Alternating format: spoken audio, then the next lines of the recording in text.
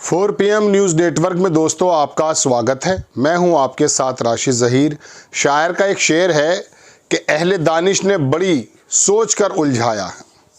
अहले दानिश मतलब अक्लमंद लोगों ने बड़ी ज़बरदस्त प्लानिंग की है। महाराष्ट्र का चुनाव जो है उसकी परतें देर बदेर खुल तो रही हैं।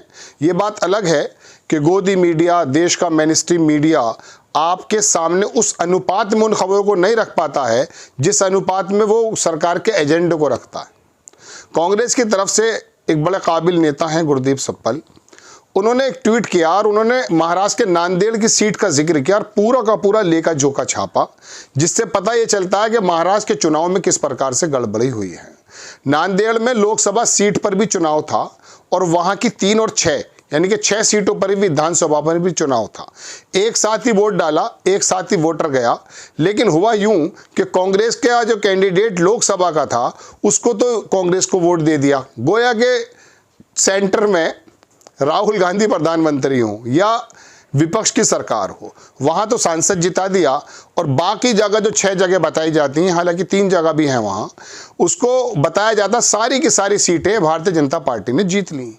अब हैरत की बात यह है कि एक वोटर जो कांग्रेस को वोट देने जा रहा है उसको मालूम है कि विपक्ष के अंदर राहुल गांधी हैं, कांग्रेस विपक्ष में है, उसके बावजूद भी वो सांसद को वोट दे देता है, टिकट वोट दे के जिता देता है, जबकि 4 बरस में कुछ नहीं होगा।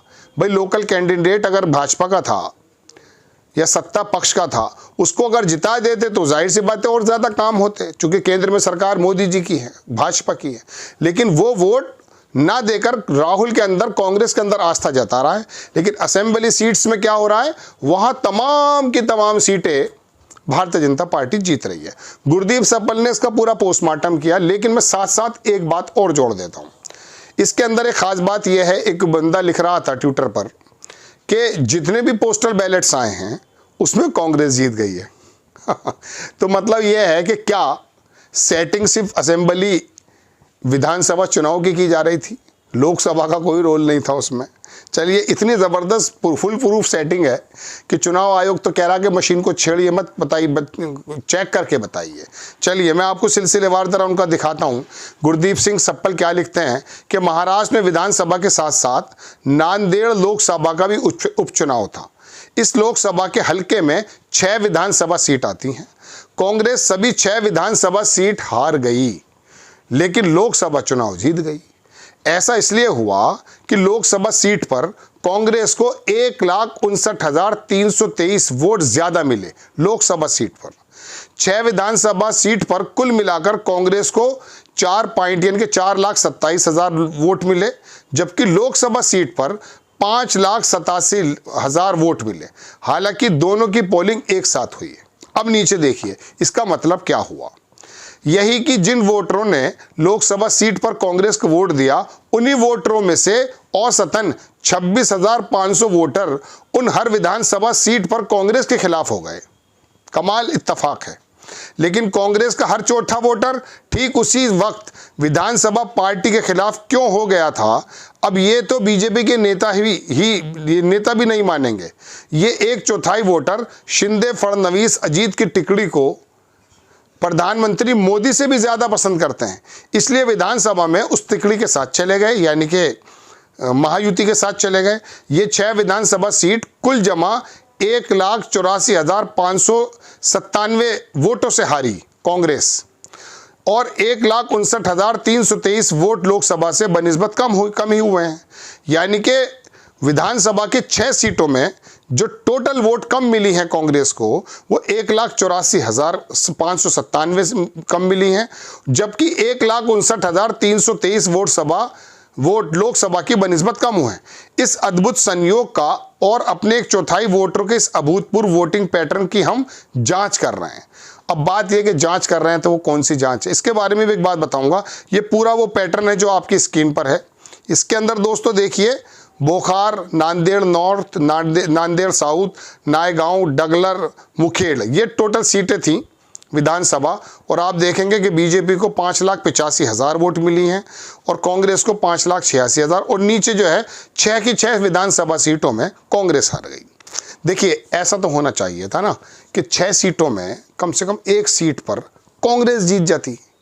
तो पता ही चलता कि नहीं, वोटर जो है थोड़ा सा मिक्सअप करके सोच रहा है। बिल्कुल वैसे ही लोकसभा में आपको चुनेंगे, विधानसभा में इन्हें चुनेंगे। और सबका मशवरा हो गया, नांदेड़ के किसी चौक पर किसी इलाके में बैठ करके सारे 5 लाख 6 लाख वोटर्स बैठ गए और उन्होंने कहा साहब एक काम करते हैं, लोकसभा में राहुल गांधी बड़े मजबूत हैं, विपक्ष के नेता हैं, उनको मजबूत कर लेते हैं। मोदी जी इतने मजबूत नहीं है, भले उनकी सरकार हो। और विधानसभा में अजीत पवार की पार्टी को वोट दे देते हैं, यानी कि इनके महायुति को वोट दे देते हैं।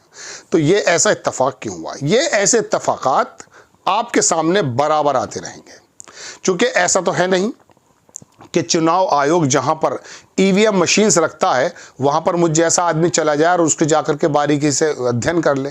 99% बैटरी का तो रिजल्ट आपके सामने आया है।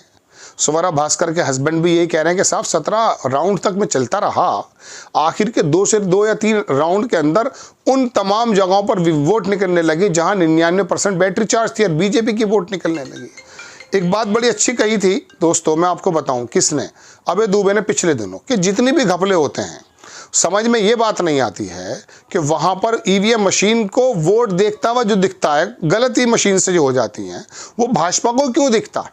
ये इत्तफाक, ये सारे इत्तफाक मिला के अगर आप देखेंगे तो इत्तफाक नहीं मिलेगा, ये तो कोई प्लानिंग मिलेगी। अब कांग्रेस ने इस प्रकार की जो बात है, इसमें डॉक्टर मुकेश कुमार हैं, उन्होंने बड़ा अच्छा तंज किया। उन्होंने कहा कांग्रेस के कुएं में ऐसी जांचें बहुत हैं, आप जांच भी करेंगे या नहीं? क्योंकि आपने अभी तक हरियाणा में तो आप थोड़ा सा बिफर के सामने आ गए हैं।